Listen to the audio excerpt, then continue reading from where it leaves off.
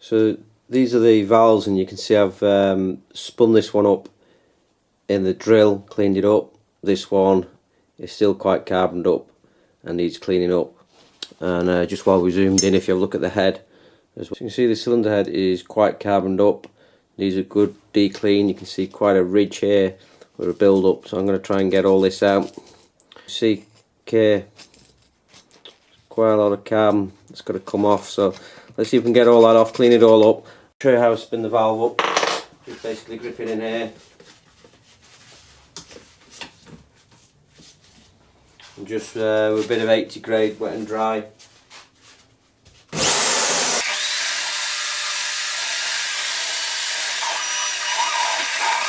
So you can see that's cleaned up nice. So we'll just do the same on the head as well now. So we'll just scrape this off, get all this nice and cleaned up. I'll show you how we'll do that. So you can see it's coming off pretty easy. It's just scraping off.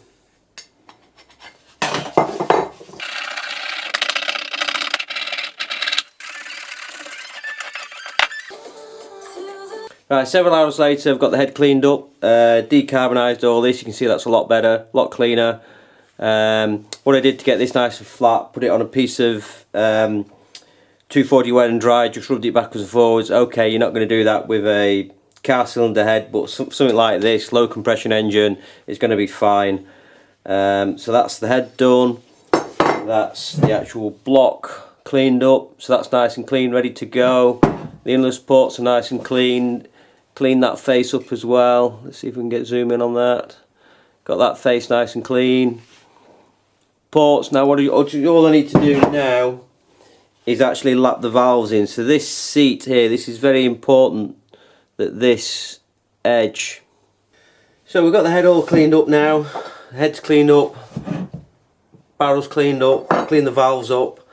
What we need to do now is lap the valves in. Now what that means is on the top of the valve there, these valves, when they're opening and shutting, when they're shut, they need to make a completely airtight seal to not let any gas in or out the chamber, because that would affect the compression. So what we need to do is just make sure that these are fully seated in. Now it'll just zoom in on this. You'll see on the bottom of the valve there's an angle, a seat, like a 45-degree seat, which is also, this is made of aluminium. This is made of aluminium, and inside here is a steel insert, and that insert there is a 45-degree chamfer that matches the chamfer on this. So this is what we need to lap in. So what we do, we put some gritted paste in on here, cutting compound, put the valve in, work the valve backwards and forwards in the seat on here, and that should make an airtight seal, and you get like a dull grey all the way around when it's done. So let's just get the compound out to do that. Now you can lap these valves in a number of ways. You can just have a sucker that goes directly on here that will rotate the valve backwards and forwards. So you're basically just wanting to oscillate the valve backwards and forwards like this in the seat to try and get that seal.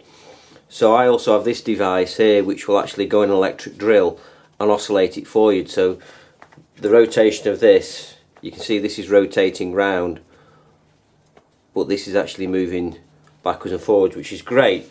Problem I have is the sucker is larger than the valve, so it'll actually end up seating on the actual top of the block itself, which is no good.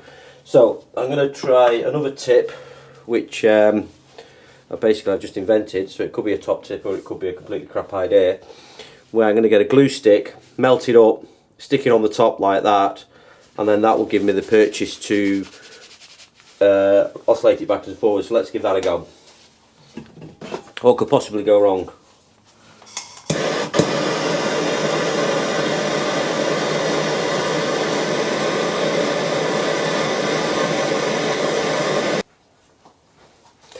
That has actually worked. So the only thing I needed to do was to actually quench it in some water just to cool it off. So this now should be able to go in here and rotate backwards and forwards. So what you need to do, put a little bit of oil on the valve stem, because you don't want to run that dry. So we'll just put a bit of oil on here, and then some fine cutting compound which you can buy, which will just go around the top.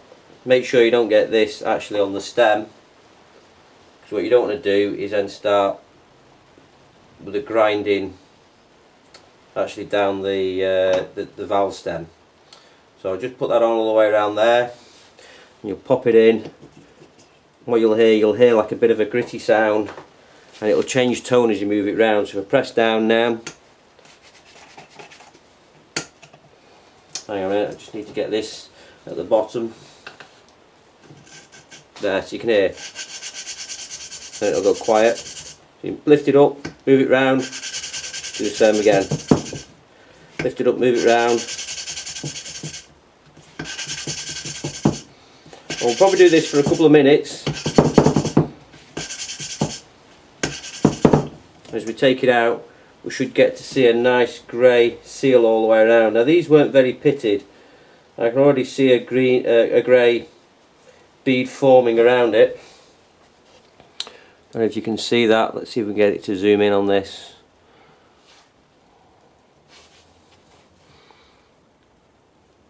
There, I think you can just start to see a bit of a grey bead forming all the way around.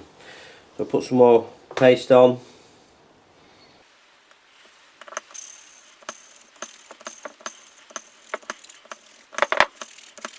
So I've finished lapping the inlet valve in now, and you'll see if you look in there on the actual inlet side, you'll see there's a nice matte grey bead all the way around, where on this side it's still sort of a shiny black, and I can see the pitting in it. I'm not sure if it's showing up too well on that. So we've lapped both of the valves in now, so we're ready to rebuild the head, put the valves back in, put the valve springs back in, and put the clips in to hold the valve springs in place. So what I'm going to do is just, well, there's a bit of dirt in there when I get out first of all. Let me just get something for that. Because with this engine there's no oil filter or anything in place, so we just want to make sure we've got any crud and crap out of the engine, because there's no way of it filtering this out, and it's just going to get into all the bearings. So just get those bits out. Right, so we'll take the exhaust valve first of all, put a little bit of oil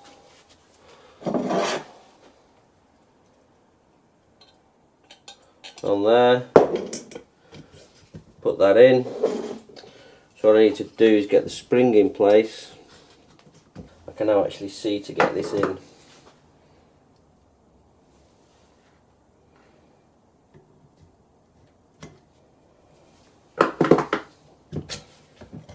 There we go.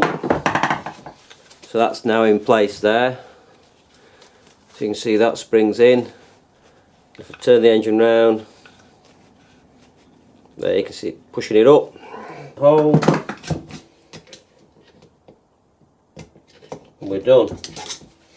So both are in. So if we turn the engine over, we should have. So let's go back, top to the centre there. So we're going forward, sucks the petrol in, gets to the bottom, comes up, bang, sparks, throws it down. As it comes up, that opens, pushes the exhaust gas out, and we start again sucking fuel in. So yes, we're ready with that, so I'm happy with that. Just going to put a little bit of oil in there just to lube the bore up. We put the head gasket on, so we can now actually start to get the head on, because this is all clean and ready to go. So there's the old head gasket. Obviously don't want to be reusing that, so that's gone. New head gasket arrived here. So there's a new head gasket. Put that on. Head nice and clean. Put that on. and put the bolts in. So I've got the head back on now, head gasket in place. You can see new head gasket, just that yellow line there. What I'm going to do, I've took the other engine off, ready. What I've got to do, I've got to put this little tappet cover back on here. So I'm going to put that back on before we get any dirt into the engine there. So I'm just going to give this a bit of a clean up.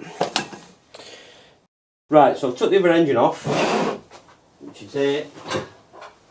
And I'm going to take the spark plug out, put that in the engine, because before we end up getting crap in it.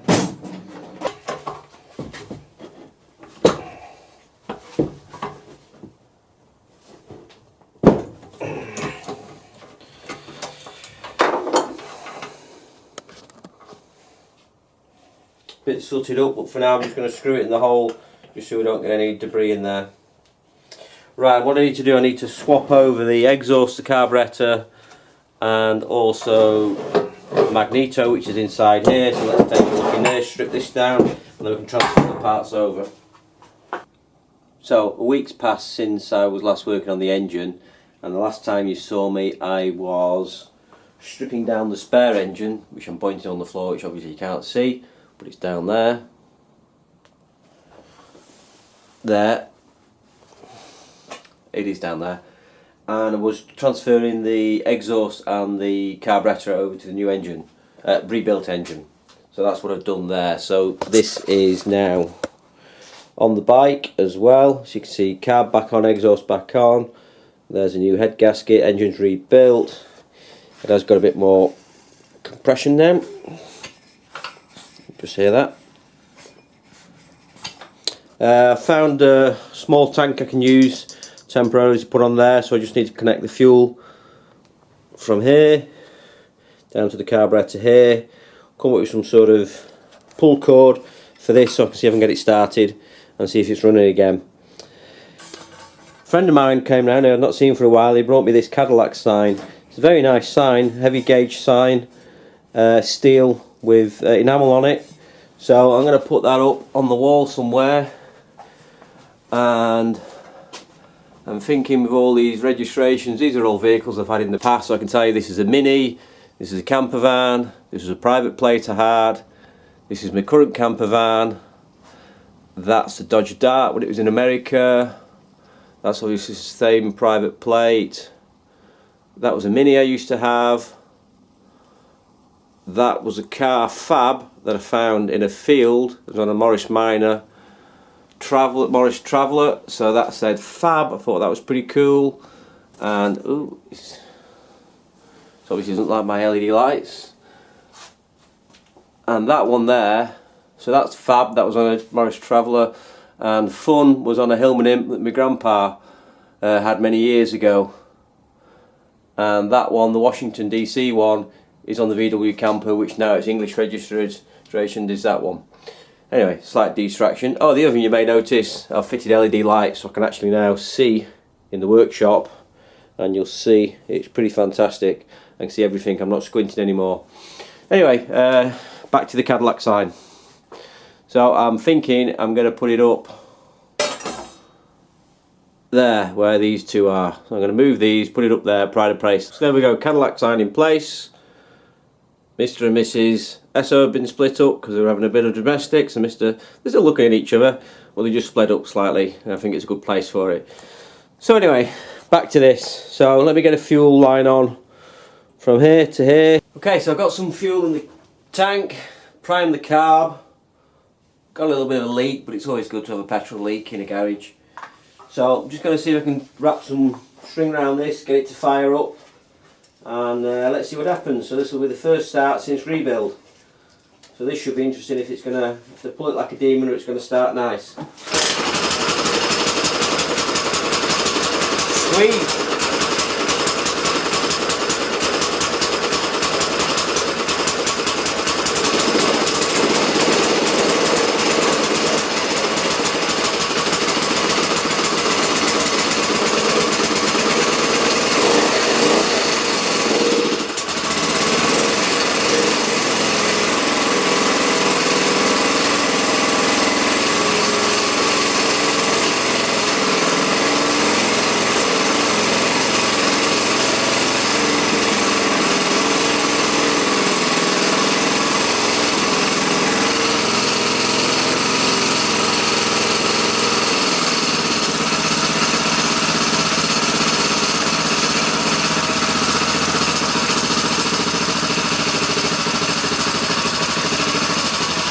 Well, that's nicely putting away.